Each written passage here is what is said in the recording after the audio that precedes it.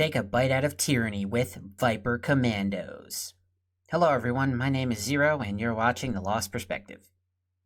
If you enjoyed today's video, please leave a like, it helps out a lot. And if you want to see more Let's Talk Warbonds, go ahead and subscribe, as I will cover every single Warbond to date and any future Warbonds to come. With the generic YouTuber stuff out of the way, let's get it. On page 1, we have Armor, Helmet, Cape, Player Card, Victory Pose, New Primary, 100 Super Credits, and for the first time ever in a Warbond, a Hellpod pattern.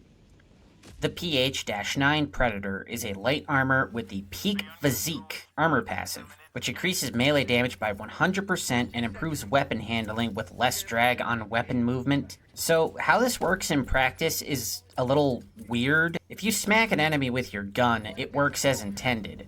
However, if you have a melee weapon, to get the damage boost, you cannot use your normal attack. You have to use the command for melee attack, which on PC is F by default, and clicking the right stick if you're on PlayStation or just playing on a controller.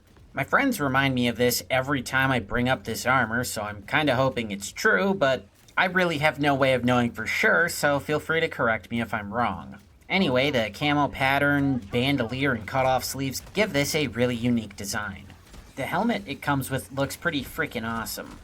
With the white skull pattern, the red visor, and of course the red beret, really makes this one stick out. Mark of the Crimson Fang cape and player card. Loving that name.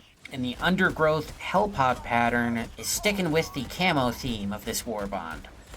Here's the Welcome Adoration Victory Pose.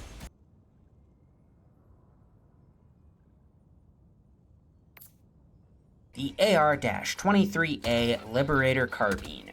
A compact conversion for the Liberator, designed with close quarters in mind. But that also causes it to have a bit more recoil. It's got a nice camo pattern to go with your new armor. It has a red dot instead of the standard Liberator scope. And it might just be the mag pull on there playing tricks on my brain, but I think it reloads faster than the standard Liberator as well. Now, should you bring this over the standard Liberator?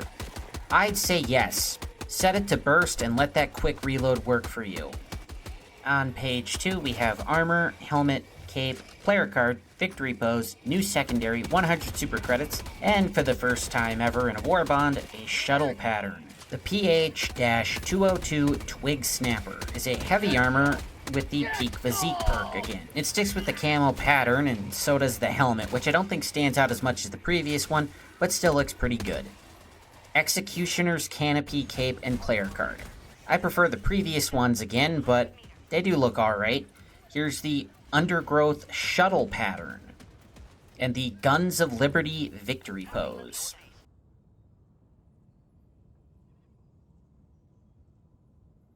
The SG-22 Bushwhacker is a triple-barreled break action. You can fire one or all three at once.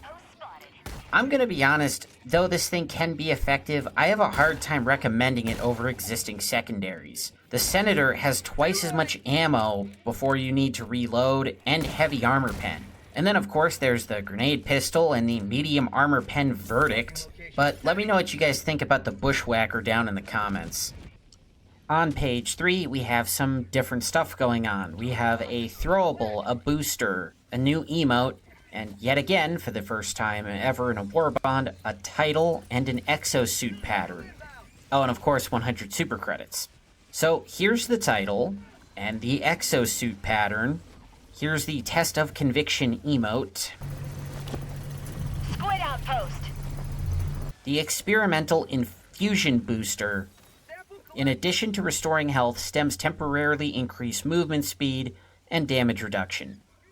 This booster is absolutely incredible. Since its release, almost every game I drop into has somebody bringing this. It just takes the stems that you are already going to have to use anyway and makes them better. The Experimental Infusion has gotten me out of more tight spots than I care to count, and it is definitely worth that 80 metal investment. Which brings us to the K-2 Throwing Knife, which has medium armor pen and... hold up. The knife has medium armor pen, but the rifle and shotgun don't? Now, look, if you want to role-play a commando and throwing knives make you feel cool, have at it. 250 damage and medium armor pen, it'll take out single targets, no problem, if you get them in the weak spot. But that's the issue. It's a throwable that only kills one target, if it even kills it at all. And even with 20 of these things, I don't know why on Super Earth you would take this over incendiary impacts from the previous Warbond, or just any other grenade. Well, for the first time ever, that's been a bit of a theme today. I'm gonna be honest, you can skip this one. Or at least wait until you've acquired the other Warbonds you want before getting it. I mean, if you're loving that camo pattern or just dying for a secondary shotgun, go for it. But I legitimately just got this Warbond for the Predator helmet, as the red beret reminds me of a character from another game. And of course the experimental infusion is definitely worth it, but like I said, oftentimes you'll find someone else is already using it. And that's Viper Commandos. If you're still here, thank you so much for sticking around for the entire video. If you enjoyed, please leave a like, and if you want to see more Let's Talk Warbonds as well as other gaming content, go ahead and subscribe. Until next time, you folks have a good one, and remember always, democracy protects.